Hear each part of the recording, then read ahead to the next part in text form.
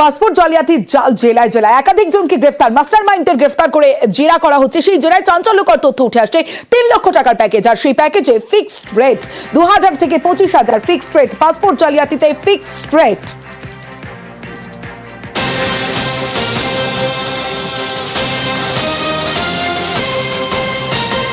সরাসরি চলে যাব, অমিত রয়েছে আমার সঙ্গে। অমিত, তার মানে পুরো মানে গুছিয়ে এই ব্যাপারটা হতো, জালিয়াতিটা হতো। 3 লক্ষ টাকার প্যাকেজ, কে কত টাকা পাবে সবটাই ঠিক করা ছিল আগে থেকেই। মূল যে টাকাটা আসছে, অর্থাৎ অনুপ্রবেশকারীকে একটি পাসপোর্ট তুলে দেওয়ার পরে তার থেকে এই চক্রের যারা মাথা মনোজ গুপ্তা তুলে দেওয়ার পরে তার থেকে এই চক্রের যারা মাথা মনোজ গুপ্তা এবং সমরেশ বিশ্বাস, তারা 2.5 লক্ষ থেকে 3 লক্ষ 3.5 লক্ষ টাকা তারা নিয়ে নিতেন। এবং এই টাকাটা নেবার পরে যাদেরকে কাজে লাগানো হয়েছে, ভুয়ো নথি তৈরি করা থেকে শুরু করে পাসপোর্ট ইস্যু এবং পাসপোর্ট তৈরি করা, এমনকি পাসপোর্ট ডেলিভারি পর্যন্ত তাদের হাতে পৌঁছে দিতে যারা, তাদেরকে ভাগে ভাগে কিন্তু আলাদা আলাদা কিন্তু তাদের জন্য রেট রয়েছে। সেক্ষেত্রে পাসপোর্ট সেবা কেন্দ্রে যে অস্থায়ী কর্মীকে তারা কাজে লাগিয়েছিলেন, ইতিমধ্যে তারকনাথ যাকে গ্রেপ্তার করা হয়েছে, তাকে দেওয়া হতো 5 থেকে 6,000 টাকা।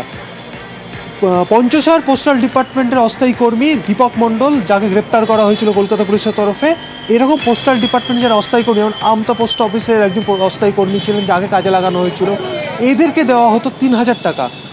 অন্যদিকে মুক্তার আলমের মতো যারা এজেন্ট, যারা মূলত অনুপ্রবেশকারীদেরকে এই চক্রের কাছে এনে দিতেন, তাদের জন্য বরাদ্দ ছিল 2,500 থেকে 4,000 টাকা পর্যন্ত। সীমান্তবর্তী এলাকাতে এই সমস্ত অনুপ্রবেশকারীদেরকে শেল্টার যারা দিতেন, অর্থাৎ ছোটো ছোটো জায়গায় তাদেরকে রাখার ব্যবস্থা করা, তাদেরকে নিয়ে আসা, বিভিন্ন জায়গায় পৌঁছে দেওয়ার যারা কাজ করতেন, ছোটো ছোটো যারা সাব এজেন্ট ছিলেন, তাদের জন্য কিন্তু 1,000 থেকে 1,500, কারো ক্ষেত্রে 2,000 টাকা দেওয়া হতো। আবার কলকাতা পুলিশের যিনি প্রাক্তন সাব ইন্সপেক্টর, যাকে গ্রেপ্তার করা হয়েছে আব্দুল হাই, তিনি একটি পাসপোর্ট তৈরি করার ক্ষেত্রে নথি ভেরিফিকেশন না করে পাসপোর্টের জন্য গ্রিন সিগন্যাল দিতেন। সেই আব্দুল হাইয়ের জন্য বরাদ্দ ছিল 25,000 টাকা। এইভাবে বিভিন্ন জনকে কিন্তু টাকা ভাগ করে দেওয়া হতো। পাসপোর্ট চক্রে যারা মাথা, তারা ভাগ করে দিতেন। স্বাভাবিকভাবেই মোটা যে 3 থেকে 3.5 লক্ষ টাকা উঠতো, সেখান থেকেই যাদেরকে এজেন্ট, সাব এজেন্ট, পুলিশের যারা ভেরিফিকেশন দায়িত্ব ছিল, যারা ভুয়ো নথির জায়গা থেকে তারা ভেরিফাই, সব মিলিয়ে যাদের দেওয়া হতো 50,000 টাকার মতো দেওয়া হতো, বাকি পুরোটাই তাদের মাস্টারমাইন্ডের প্রফিট ছিল।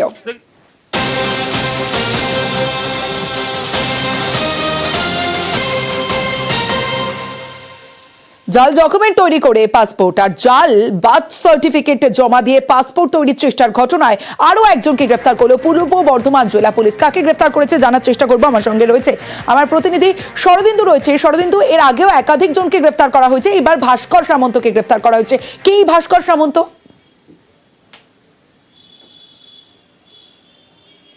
দেখো, এর আগেই এই ঘটনায় এক মহিলা সহ 4 জনকে গ্রেপ্তার করা হয়েছিল এবং তাদেরকে জিজ্ঞাসাবাদ করেই ফের একজনকে গ্রেপ্তার করা হলো হুগলির খানাকুল থেকে, এবং তার নাম ভাস্কর সামন্ত। যেটা জানা যাচ্ছে, এই ভাস্কর সামন্তর আরামবাগের গৌরহাটি মোড়ে একটা সাইবার ক্যাফে রয়েছে।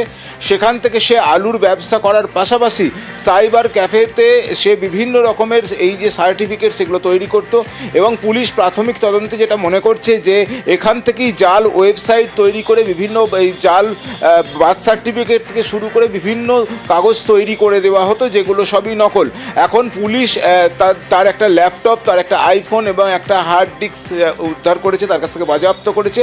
এবং সেগুলো খতিয়ে দেখা হচ্ছে যে শুধুই কি সে পাসপোর্ট তৈরির জন্য জাল বার্থ সার্টিফিকেট তৈরি করে দিত, নাকি আরও বিভিন্ন জালিয়াতির সঙ্গে সে যুক্ত ছিল, এবং সে কি একা এই কাজ করতো, নাকি তার সঙ্গে আরও কয়েকজন যুক্ত রয়েছে, এই সব বিষয়টি খতিয়ে দেখছে। এর আগেই বর্ধমানের এক মহিলাকে গ্রেপ্তার করা হয়েছিল, বর্ধমানের বড়নীলপুর এলাকা থেকে আরেকজনকে গ্রেপ্তার করা হয়েছিল, এরপর সিঙ্গুর থেকে 2 জনকে গ্রেপ্তার করা হয় এবং তাদেরকে জিজ্ঞাসাবাদ করেই এই ভাস্কর সামন্তর হদিশ পেয়েছে। তাকে আজকে আদালতে তোলা হয়েছে।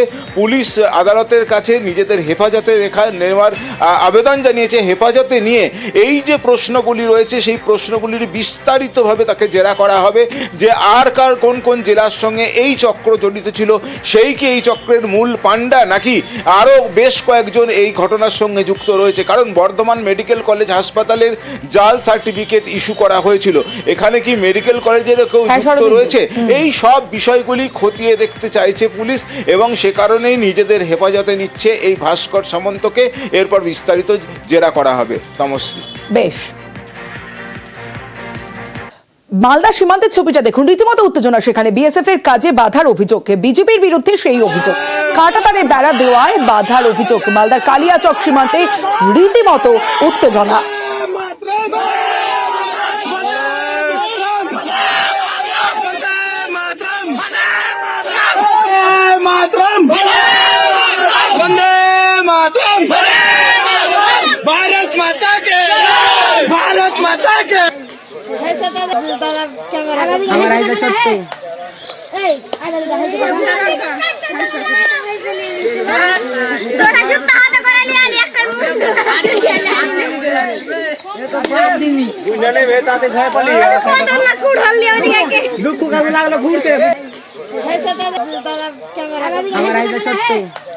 মালদা সীমান্তের ছবি দেখাচ্ছে, উত্তেজনা। বিএসএফ এর কাজে বাধার অভিযোগ, বিজেপির বিরুদ্ধে কাঁটাতারের বেড়া দেওয়ায় বাধার অভিযোগ।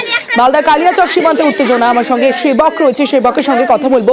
সেবক, বর্ডার গার্ড বাংলাদেশের বিরুদ্ধে অভিযোগ, আর যে ছবি আমরা দেখতে পাচ্ছি যে এই বিজেপির বিরুদ্ধে প্রতিবাদে কালিয়াচকের মানুষও প্রতিবাদ করছেন। সেবক, একদমই দেখো, এই মুহূর্তে ব্যাপক উত্তেজনা মালদহের কালিয়াচক 3 নম্বর ব্লকের সুখদেবপুর সীমান্তে। গতকাল থেকে গোলমালের সূত্রপাত। এই এলাকায় প্রায় 2 কিলোমিটারের কিছু বেশি কাঁটাতার বিহীন এলাকা এবং সেখানে বিএসএফ এবং কেন্দ্রীয় পূর্ত সড়ক বিভাগ তারা বেড়া তৈরির কাজ করছিল। সেই সময় আপত্তি তোলে বিজেপি।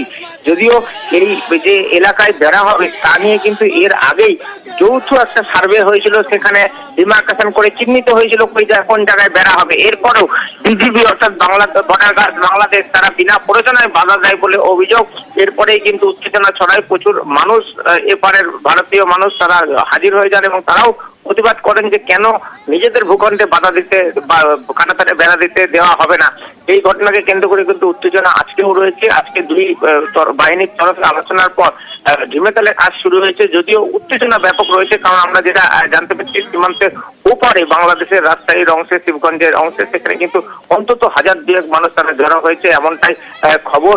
ওই এলাকায় বিজেপি একাধিক বাংকার তৈরি করেছে, এদিকে তৎপর রয়েছে বিএসএফ। সব মিলিয়ে কিন্তু সীমান্তে একটা ভীষণই তৎপরতা ছবি এই মুহূর্তে চোখে পড়ছে এবং স্থানীয় মানুষজন মালদার বৈষম্যনগরে তারাও কিন্তু বলছেন যে কোনো মূল্যে যে সীমান্তে বেড়া তারাও চান, কারণ এই এলাকা নানা রকম ভাবে অপরাধমূলক কাজে ব্যবহার করা হয়। সেই কাজ ও সেই দুষ্টচক্র অবিলম্বে যাতে তাদের গতিবিধি রোধ করা যায়, এই জন্য সীমান্তে কাঁটাতারের বেড়া অত্যন্ত জরুরি এবং তারা বিএসএফ কে সহযোগিতা করবেন। যে কোনো মূল্যে এই কাঁটাতারের বেড়া করতে হবে এবং বিএসএফ এর পক্ষ নিয়ে স্লোগানও দেন প্রচুর ভারতীয় মানুষ। সব মিলিয়ে এই মুহূর্তে ব্যাপক উত্তেজনার পরিস্থিতি রয়েছে সুখদেবপুর সীমান্তে। বেশ সেবক।